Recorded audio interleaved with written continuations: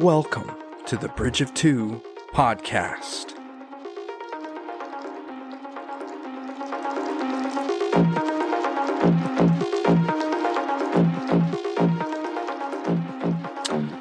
Hello and welcome to the Bridge of Two podcast.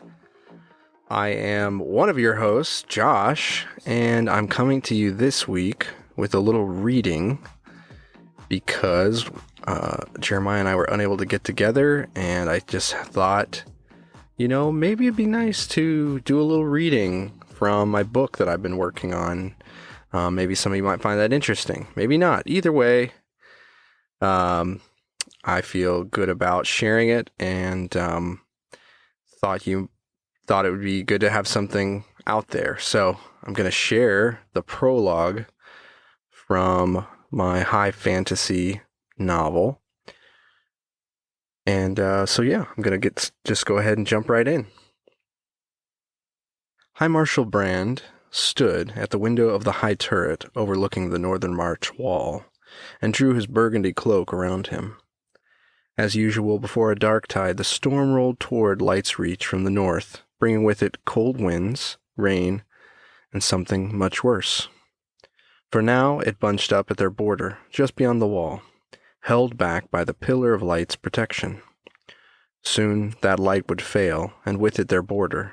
The storm would sweep over them like a wave, bringing its dark spawn, known in Arsatir as Bane, until the four nations of Arsatir completed their ancient ritual to renew the light again. Brand gripped the small wooden figure his wife had carved for him. It had a hole at the top to tie twisted threads of silk. His wife meant it as a necklace, but he preferred to feel the contours of the carving in his hand. They bespoke the face of his new son, Fior. He imagined his wife rocking him to sleep, singing an ancient lullaby while he looked out of this tower, awaiting an invasion. Brand sensed someone behind him and remembered he wasn't alone in this tower. He glanced to the side and saw Holt a respectful distance away. A white stone earring hung from one ear, and his flowing silver tunic was quite the contrast against his dark skin. Though he kept his distance, his towering height allowed him to see out of the same narrow window as Brand. Holt had been with Brand's battalion as a healer for the last 3 dark tides. He was one of the Aroan priests assigned there during the yearly ritual. A massive sword hung in its scabbard at his side. Brand had never seen it drawn. "Is this really the most effective place for someone with your skill, Holt?" he said, glancing to the side. Holt stood stoic with his arms folded. "You are the High Marshal now, the most important commander on this wall," he said. "So yes, Brand, son of Fathan, this is the most effective place for me. Plus," he added, "direct orders from your king were to have a healer placed with you in this tower." He should have been thankful for that, but instead he was frustrated. Something was coming this night with the dark tide, something different. He could feel it. He needed to be down there on the wall with his men, and he needed the best healer down there as well. Brand didn't really understand how the ranking system worked in the Aroan church, but he'd overheard one bishop, a rank he understood as higher than priest, mention to the king that Holt was one of the most devoted to come through their order in a century. Apparently, the archbishops were keeping a close eye on his progress. Brand didn't know what to make of all that, but he knew results. When Holt arrived to fill the role of healer for Brand's battalion, he'd lost fewer men than during any previous dark tide. His absence would be felt tonight. Brand turned away from the window to the red, steady light of firestones bathing the inside of the tower. Their light shone from lamps spread throughout the room, but Brand still had a fire burning in the hearth. Firestone radiated heat did little to match the cold front blowing in from the north. Brand sighed. Holt, was there ever a time people didn't have to depend on a ritual to keep the darkness at bay? "You have been to the academy and learned Aroan doctrine, have you not?" Holt asked. Brand stifled a smile. He appreciated the directness of Aroans. "Of course I have, Holt. I want to know what you believe." Holt smiled while still looking out the north-facing window. "This is not how it has always been, son of Fathan." His gaze turned from the window and fixed on Brand. And this is not how it will always be. Indistinct talking on the other side of the tower's door drew both their attention. His guards outside were vetting the visitors. Then there was a rap on the door. Brand turned and faced the door with his hands clasped behind his back. "Come in." In walked 2 men and a woman. The first he knew well, First Marshal Willem, was Brand's right-hand man and the picture of military readiness. He kept his brown hair closely cropped to his head, with sideburns connected to a neatly trimmed beard like Brand's, and his armor was polished so well that Brand could see himself in its reflection. Willem stopped and turned towards the other 2 entering the room, and Brand saw where the lower half of the First Marshal's left ear was missing, a wound from a dark tide long past. Willem saluted his High Marshal, and Brand met his salute. The other man saluted as well, while the woman nodded at the scene as if appreciating a nice painting. "First Marshal, how are the men? How are their spirits?" Brand asked. "They are ready, sir, and in high spirits. They've enjoyed glorious victories these past 10 years with you on the wall." "In those victories, I was actually on the wall, First Marshal," Brand said, letting some of his annoyance come through. "The scholars are calling for a midnight level event tonight, sir. The Crown does not want to risk the High Marshal this dark tide," Willem said. "That's exactly why I should be down there tonight," he thought. Brand had been High Marshal through 6 renewals, and fought in 4 before that. Though the burnt throne frowned upon it, Brand believed he had to command his men in the heat of battle, where he could feel the ebb and flow of the conflict, where he could act on his tactical reflexes at a moment's notice. Besides his usual instinct to want to command his men from the wall, there was something different. Were they visions, dreams, nightmares? He wasn't sure. He dreamt of an explosion bringing down the wall for weeks leading up to the dark tide. Even now he felt a tightness in his chest thinking about it. He had to be down there to stop it from happening, to save his men, and to save Arsatir. "Yes, Holt was just reminding me," he said. "Please tell me who you've brought to keep me company." "High Marshal, this is Dunault, my son," Willem continued speaking, but Brand's mind reeled for a moment. He'd never met Willem's son. The young man was always serving in other theaters. Brand came back to Willem's words. "He'll be serving alongside me this night in his first dark tide on the wall." Willem was beaming. His first dark tide. Tonight. Why this night, Willem? Brand thought. He groaned inwardly, but composed himself and reached forward to grip the young man's forearm, noticing the cufflinks indicating his rank. "I'm honored to finally meet you, Sergeant," he said. "Likewise, sir," the young man said. Willem walked over to the woman. She had a slightly disheveled look and wore no uniform, just a pair of trousers and a vest over a plain shirt. "I brought someone that will make abiding the king's wishes easier this night," Willem said. Brand extended his arm toward her like he'd done for Dunault, but instead of meeting his clasp, a wisp of wind shot out, gripped his forearm, and shook it. It was an odd sensation feeling a grip as strong as a soldier's without an actual hand accompanying it. "This is Lynn, the finest windweaver I have ever seen. She will deliver and receive messages during the battle so that you can give orders with efficiency and speed from the tower." Honored to meet you, Lynn," he said. "Aw, thanks for saying that," she said. Brand felt the windweave gripping his forearm, release, and glanced at Willem, who grimaced. After an awkward silence, Brand sighed and walked over to First Marshal Willem. "Thank you, First Marshal," he said. The two clasped arms, then he looked Willem hard in the eye and said the words. "Curse the darkness, Willem." "Curse the darkness, High Marshal." It was the rallying cry during every dark tide. Willem gave a final nod to them all, and then departed with Dunault. Brand looked at Lynn. "So, you are here to make sure I behave." "I'm no one's babysitter," she said. "The First Marshal hired me to do a job, and I'm here to do it. Nothing more, nothing less." "I can respect that," Brand said. Then, eyeing Lynn, asked, "I'm guessing you have no experience running messages during military engagements?" Lynn smiled wryly, like she'd been expecting this comment. "I've been running Message Stream Tower 143 by myself for 6 years now. That's the third busiest message tower in Kalmar. Since those Darkstone terrorists destroyed Tower 140 and 148, your first marshal is a smart man. He wanted the best and hired the best.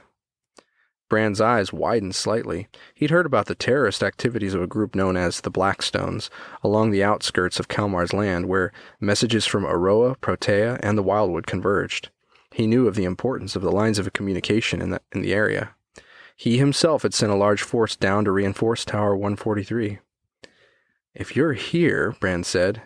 Then who is running the tower? She interrupted. Don't worry, High Marshal. It only took 3 weavers to replace me. I just hope the poor lads don't get too overwhelmed, she said with a satisfied expression. Well, then I am grateful you are here and apologize for my comment. It will be difficult staying out of the battle. Having a capable wind weaver will put my mind at ease knowing I can direct my men without delay. He nodded his head in a sign of respect. Lynn shrugged, then did a double take at something behind him. He turned his head to see Holt still standing by the window, arms folded. The Aroan raised a thick black eyebrow at Lynn's reaction to him. He's not going to be in the tower the entire dark tide, is he? She asked, not caring that Holt was looking right at her. The Wildwood tribes were notoriously irreverent of Aroan church doctrine. Some might say their irreverence was sacred to them. Holt stepped forward. I am. My name is Holt. You are Lynn, daughter of no way in the smoldering forest I'm telling you anything about me, she said. Holt glanced at Brand. I don't believe that is her mother's name. Of course that's not my mother's name, she said. It's called sarcasm. You... Holt somehow raised his eyebrow higher, awaiting the insult. Lynn seemed to think better of it and stomped over to the table where several maps were spread across. As she did, a grin broke on Holt's face. A moment later, Lynn called from the table. Hi, Marshal, she said while looking down at the maps. Where are these captains of yours going to be stationed? I need to set up and test my weaves if you want me to be able to do my job when the dark tide begins. He came to stand next to her and the map that focused on the northern border of Kalmar, then noticed his larger map of Arsatir next to it. This larger map had various carved figurines set on it. One in the shape of a fiery stag represented Brand's forces in the northeast corner of the map. On the right side, a large green mass with a roughly drawn tree line hugged the coast. It nearly covered a third of the map. Near the coast, there was a handful of mountains, surrounded by trees, with another carved figure crowning them, a griffin, the symbol of the Wildwood. What is the renewal like in the Wildwood? Brand asked. What does the storm bring to your shores when the light falls? Lynn turned to the map Brand studied. Never seen it, she said. I'm one of the brave souls cowering in a tree shelter, while the gray cloaks, folks like you and little brother over here, take care of things. But from what I've heard, it ain't pretty. What have you heard? Brand asked. His duties in Kalmar rarely allowed him to leave the country. There were general reports about how the other nations of Arsatir fared, but few recent direct accounts that could satisfy his desire to know how Arsatir was truly faring overall in these dark tides. Lynn looked at him for a moment, perhaps deciding between a quip or actually answering the question. Her expression softened, and Brand hoped that meant she decided on the latter. We're surrounded by water, which is fun because light only goes so deep. You at least have time to see the Bane cross from the tree line through the field before they are even at the wall. By the time the pillar falls in the Wildwood, the dark shapes have already been waiting in the depths to surface and make landfall. I've never seen what they look like, but I've heard these types move between liquid and solid, making it nearly impossible to harm them. I didn't know. Daybringer help us, Brand said. He didn't often invoke religious language, but there were times when a soldier needed to have something higher than himself to depend on. No disrespect, High Marshal, but don't bring up the Daybringer. Not in front of me, Lynn said. You don't believe in the Daybringer? Brand asked. If there was a Daybringer, do you think any of this would be necessary? We're the only ones doing the daybringing, as far as I can tell, she finished with a snort. Sadly, she is right, though her irreverence is disturbing, a deep voice said behind them. They both jumped. They'd forgotten Holt was there. The man took in a large breath and then continued. As the herald of Aroa proclaimed in the 332nd year of the Pillar's light, the night betrayed its master, the Void Keeper, and killed his brother, the Daybringer. Far from abandoning us, they taught us how to weave the essences of nature, the greatest weave of all being the Pillar of Light. When he finished, he nodded his head reverently in the pillar's direction. Lynn turned to Brand. Do you have a wash rag or something I can use to wipe the dross I just heard out of my ears? Holt said nothing, but Brand's jaw nearly dropped at Lynn's comment. Lynn. Yeah? I'm sure notions like respect are very different in the Wildwood, Brand said. Loads different, she said. In Kalmar, we don't speak that way to the healers sent by the Aroan Church to aid us, especially during a dark tide. While in my employ, I ask you to show respect or keep silent. Am I clear? Brand asked, raising an eyebrow. Lynn drew her lips to a line, as a wind weave. They turned their attention back to the map. Brand pointed out the strategic points of the wall where the captains were stationed. According to Lynn, they didn't have to be exact. She had a way of finding the person she needed through the weaves as long as it was near enough. She said it was like seeing with your ears. Once she had what she needed, she sat down in a corner of the room with her legs crossed and closed her eyes. A green stone in her wrist pulsed, and Brand noticed thin thread-like distortions in the surrounding air, extending from her core and going out the windows of the tower. Brand walked back to the window that looked toward the storm. Its clouds billowed and swirled, testing the light's protection. He placed both hands on the windowsill and leaned into the freezing wind. A warming sight drew his gaze away from the storm, the wall that stood against it. Firestone lamps dotted every few meters against the black background for miles. Soldiers dressed in armor, bearing the heraldry of Kalmar and Aroans in their silver cloaks, moved along it. Like the firestones against the backdrop of the storm, they were defiant lights against a cruel darkness. They were the wall even more than the stone and mortar that held it together. Images of an explosion sending large chunks of stone flying leapt to his sight. He braced against the vision and gripped Naren's carving tightly, feeling the small nose and round cheeks meant to represent his son's. Is everything all right, son of Fathin? Holt's voice said behind him. There was something comforting about it. It was confident and calm, a solid place to stand. Something's coming, Brand said. Yes, the storm and its monsters, Holt said. No, something more. I've been having dreams, Brand swallowed. Dreams of an explosion on the wall. You fear it will come true, Holt said. Somehow, deep down, I know it will. Does that make sense, Holt? I think so. Sometimes faith is walking where you were told the ground would be solid, even if all you see is sand. Other times faith itself feels so solid you can hold it in your hands. I'm not the Fireheart. I shouldn't be receiving visions, should I? The church has recognized other visions over the years besides the Firehearts. The Daybringer's sacrifice gave us the pillar of light. At all times we are bathed in its mysteries, more mysteries than we can fully understand. Brand glanced behind him out the opposite window toward the pillar of light. From here it was only a thin spire of light in the distance. It was dimming. Soon it would go out until the ritual was completed by the Fireheart in the smoldering forest. Not at all times, Holt. It will go out tonight. That's why we're here. That's why my vision can't come true. There was silence for a moment. Brand gritted his teeth and took a deep breath and let it out, resolving himself. He stood back up straight and turned around, clasped arms behind him. I have no intention of staying in this tower, he said. A voice came from the corner of the room. You can't make me. They turned to see Lynn standing on her feet, looking pale. Apparently she'd been listening. I don't know anything about fighting. I was hired to deliver messages, not fight monsters, she said. Relax, Lynn, Brand said. When the fighting starts, you will pass messages from this tower, between me and my men. I imagine it won't be so unlike your work on Tower 143. Oh, well, that doesn't sound so bad, she said, relaxing visibly. Don't relax too much, tower operator. Your contract is to facilitate communication with my men, and I plan on holding you to that, if you desire to be paid, Brand said sternly. You don't have to worry about me, High Marshal. Just give me a bag of windstones and let me do what I do, she said. Brand turned to Holt. And what about you, Holt? Are you going to talk me out of this? Holt took in a big breath and let it out. It was the closest thing to flustered he'd ever seen from the man. Finally, he said, The First Marshal will be upset with me. The king, your father, will be upset with me. The Roman Church will be upset with me. But I must go where you go, Firebrand. I must pray the ground is solid where we step. Brand extended an arm toward him and Holt gripped it. Good, then let's go, Brand said. Brand drew in a raspy breath as his lung filled with blood. Holt hurried to his side. His pulsing white earthstone hung from his neck.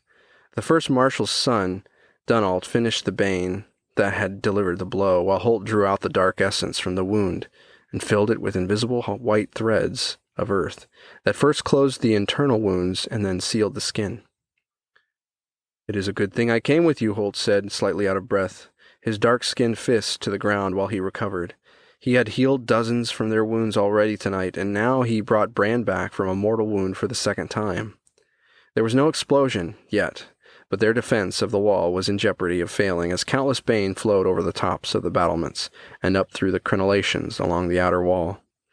Why was that cursed ritual taking so long? The pillar of light should have relit 2 hours ago. As far as he knew, the ritual had never taken this long. Brand turned toward Dunault. Have you heard anything from Lynn? Any word on the pillar? He asked. Only that the king completed the ritual of fire for our kingdom. The herald completed the ritual of earth as well. She hasn't been able to find out anything else, Dunault said. Just then, Brand felt the clamor of the battle muffle around him, and a clear voice spoke. Brand, the left flank is fallen. The first marshal is being overrun, Lynn said. Brand sheathed his steel sword and drew his allen blade. He wrapped a bundle of fire threads around the edge, and it ignited. An allen blade like his was specially resistant to heat, and a hidden firestone in the hilt enabled it to conduct fire weaves. Dunault watched Brand wrap the blade intently. What did Lynn say, High Marshal? He turned to the young man. He'd proven to be a skilled warrior in his own right, but in so many ways he was still a boy. The left flank is falling, Brand said. Dunault's eyes went wide. Father, he said, then without waiting for orders turned and sped the other direction. Burn it, Brand thought. Brand motioned for his bodyguards to follow, and they hurried across the wall. As they ran, Brand glanced back at the tower where Lynn operated. The green flashes in the window had not stopped since the battle began, as she passed messages to Brand's commanders. And then the responses back to him. She'd done well. Brand and his bodyguards caught up to Dunault, who stood staring at the chaos. Fierce numbers of bane washed over the wall, pushing back the first marshal's men. They stumbled over each other. Some cast their weapons to the ground and threw themselves off the wall. Brand stopped, stunned by the sight, but Dunault ran past him, fireballs springing into his hands. He lobbed them over what was left of their lines, and they exploded on contact with bane and stone.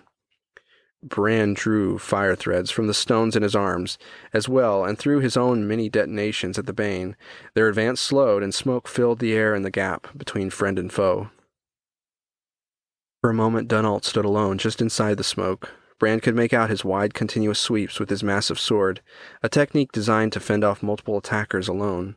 Brand and his bodyguards rushed to his side, and Willem joined them. The 5 of them stood at the fore of the smoke, organized into a wedge formation. A black figure leapt through the smoke, and Dunault jabbed steel into the bane. 2 more rushed through the smoke, and Willem and Brand cut them down. Pick up your weapons, men. This wall will hold. Curse the darkness, Brand cried, as men shouted in answer and joined them in the wedge formation. The smoke cleared, and they could see a mass of bane limbs, eyes, and teeth that stood opposite, but they moved less aggressively, less sure of themselves. Dunault walked forward, and the wedge followed. A burst of ferocity came from the bane, and the din and clatter of swords and spears on bone and shadow rose in a flurry above the wall. Amid the renewed fight, there was a clamor behind them, towards their other flank. Brand turned, and his heart dropped. The lines on the other side of the wall were in disarray. A man so large he made Brand look like a child by comparison stumbled towards them, his sword's massive blade stained black. When you see a priest with his sword drawn, you know many things have gone amiss, Holt said, in a tone of frustration. Our losses, they are too many. We should retreat. His voice was steady, but there were tears streaming down his face. He felt the losses more than most. Healing with earth essence created a temporary bond between the healer and the one being healed. The greater the essence needed to heal, the longer the bond lasted. Brand looked around. On all sides, the men were being routed. Soon the bane would cut off their path of escape from the forward wall. He cursed under his breath. The wall was lost. First Marshal Willem, he yelled. The first marshal appeared in front of him, saluting. Yes, sir. Pull everyone back. Withdraw to Marchhaven. It will be the first populated area to be hit. Leave a third of your men there and send the rest to the capital." "What about you, sir?" the first marshal asked, looking concerned.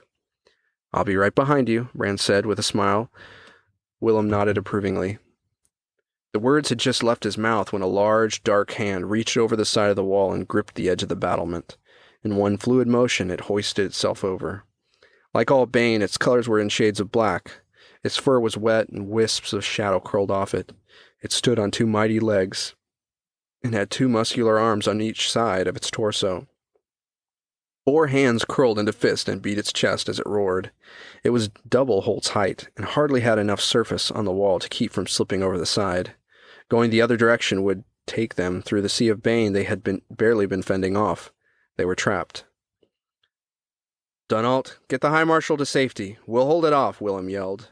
But Dunault was already charging the creature. Brand wrapped new threads of fire around his blade, its special heat resistance protecting it from overheating, and charged with him. Now they were up close to the creature and could see it had 2 X-shaped cutouts where eyes should have been. Its head was roughly the size of the bell that rang in Kalmar, signaling momentous occasions like royal births, weddings, and men returning home victorious from battle. It jerked its head forward as it sensed their approach. Before they reached, it pounded on the stone, cracking the top layer. Brand pulled threads from his firestone and wove them together end to end. In moments, he had several glowing strands encircling the bane. It batted at them, sensing their heat. Every time one collapsed, another rose from the stone at his command and took its place. While doing this, Dunault moved in. He thrust in with the heated tip of his fire-wrapped blade, digging deep into one of its legs. It swung 2 fists as big as its own head, through the fire threads, encircling it down towards Dunault, who, having nowhere to go but over the edge, leapt off the wall. In an instant, Holt was there with a back foot on the edge of the wall, and the rest of him extended out over it to catch Dunault. Though Holt's weight alone in this maneuver should have carried him over the edge, he stood as if all the combined weight of him and Dunault was in his back foot. The glowing earthstone around his neck probably bore some of the explanation. While Holt and Dunault worked on getting their feet firmly planted back on the wall, Willem and Brand's bodyguards had leapt to his aid. They all blackened their blades, quickly sidestepping and ducking the wild swings of its many limbs. Holt returned to the fray and delivered a horizontal slash to its leg, completely severing it. It fell back with a crash and limply slid off the wall. Just then something tore through Brand, a cold extension of darkness from a bold group of bane that had broken through the line while they were fighting the larger bane. Brand swung his blade around, colliding with 2, and another bane's thrust sunk deep into him again. The darkness was cold. A part of him thought he could feel enjoyment reverberate through the storm itself at his pain.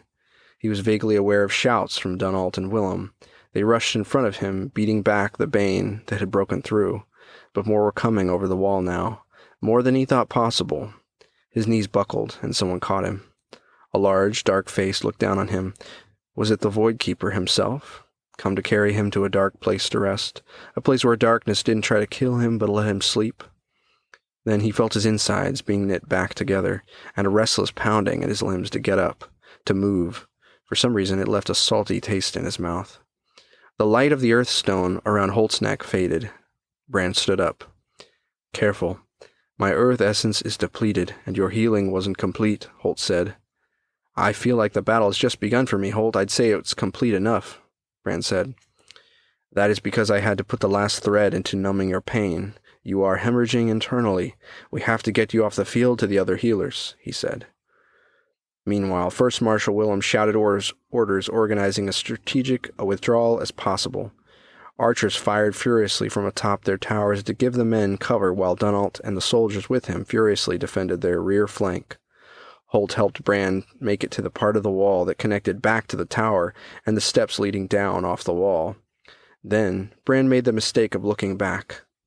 The shadowy swarm of bane was flowing from both sides of the wall toward their retreat.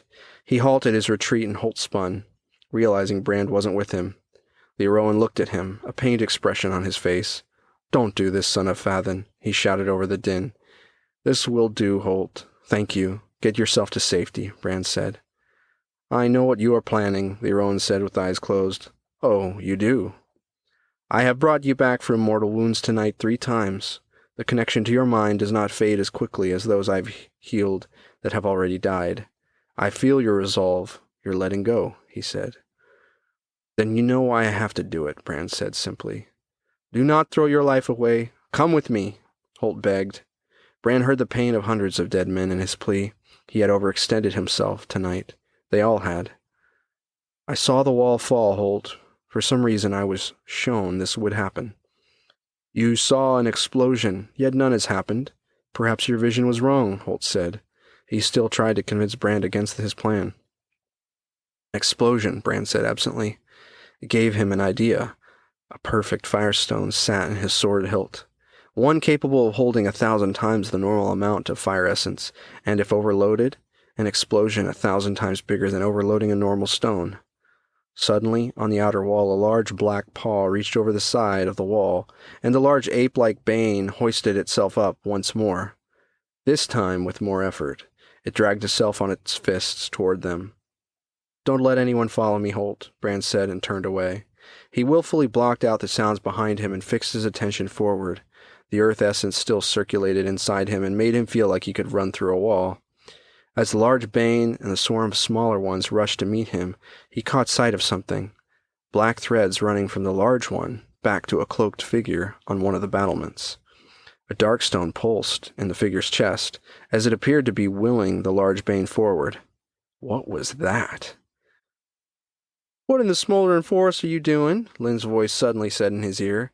He realized the sound around him had been dampened not because he was shutting it out, but because Lynn had connected him to one of her weaves. When he glanced back to where he'd seen the cloaked figure, it was gone. Hi, Marshal, Lynn repeated. I'm going to try something, he said. Any way you can give me more time. I don't know if you've noticed, but they're evacuating the wall. There's no one I need to pass messages to anymore. Job done. Lynn, please, this is the last thing I'll ask of you. There was a pause, and Brand wondered if the wind weave had dropped, but the dampened sound around him told him they were still connected. Seems like a bad time to experiment, she said, her voice a little unsure. But yeah, I can give you about 45 seconds before I'm getting out of here. Thanks, Lynn, he said. When I give the word, throw a fire thread in front of you. It will cut off our connection, but I'll still be here for a bit. Lynn? Brand said suddenly. Yeah, hi, Marshal, she said with an airy quality to her voice. I think you really are the best windweaver I've ever seen. Don't get all sappy on me now, she said. I mean it, he said. There was a long pause, and then she spoke. Go curse the darkness, Brand. Brand smiled. He glanced at the many firestones he'd seen dotting the wall earlier and began drawing on them. Red wisps streamed toward him from all directions. As they did, the first of the Bane swarm had nearly reached him. Now, Brand, Lynn yelled. One more thing, Lynn. Don't let Holt blame himself for this. For what? She asked. He threw a thread from one of his other firestones in front of him, and a red barrier flashed into existence. The shield weave arced over Brand the instant the Bane met him. The mindless monsters that threw themselves into it were instantly incinerated. Beautiful, Lynn, he said. No answer came. Like she said, they were cut off. Hurry, Brand, while you have time, he said to himself. He flipped the hilt of his sword up and twisted the bottom. The pommel pulled away, revealing a single firestone sealed inside the hilt. The brightness was almost too much for him. It was nearly as white as an earthstone. He pulled it out, and the flames on his blade vanished. He dropped the sword, the metal clang reverberating in the night. He lifted his eyes to the firestone lamps, yielding their fire essence to him. Stones that lay on the battlefield also released their essence. One by one, they all faded. As they did, the darkness became heavier around Brand. Soon, his firestone was the only source of light nearby, an ember in the storm. The sea of Bane continued washing over him, and continued to be reduced to ash. He looked at the stone in his hand that burned brighter and brighter. Through his connection to it, he sensed its instability. Not yet, he pled. He reached beneath his chainmail, fumbling for the wooden carving of his boy. Just a week ago, he'd held that boy in his arms. Just a week ago, his wife's hands lovingly shaped and smoothed this block of wood into something to take with him, something to make them feel closer. He laid the carving in his hand next to the wildly pulsing firestone. You'll be okay, he thought, nodding to himself. You'll be okay, as if somehow thinking it would make it so. Then he covered them both with his bare hands and drew the intense power in the stone into himself. A glow ran up through the veins in his arms. Brand felt his body pulse inwardly with heat, and then his vision took on a red tint as the fire essence consumed him. The large bane had nearly reached him. He chuckled to himself. His dream was coming true. There would be an explosion on the wall, one he would cause, not prevent. He smirked broadly. The large bane lifted its massive fist above him. They slammed into the shield weave as he drained the stone, letting out a defiant yell as the inferno ripped through him. His shield weave gave out as heat exploded in all directions. Somehow his mind followed the fire streaming over the sea of bane and willed it from threatening the people sheltering behind the wall. As the explosion and the fire essence inside it spread, he felt himself fade, and all grew dark. Then a voice spoke in the void. "This one's mine." Well, that was the prologue. It's a little long. Most of my chapters aren't that long, but I tried to trim it down as much as I could, and that's as good as I've been able to do so far. I hope you enjoyed it. If you did, and you'd like to share that, or if you'd like to hear more read, please reach out to me. I'd be glad to read more. So hoping to finish it this year, and we'll see what happens from there. Thanks, and as we say, this has been the Bridge of Two podcast, a far, far away bridge.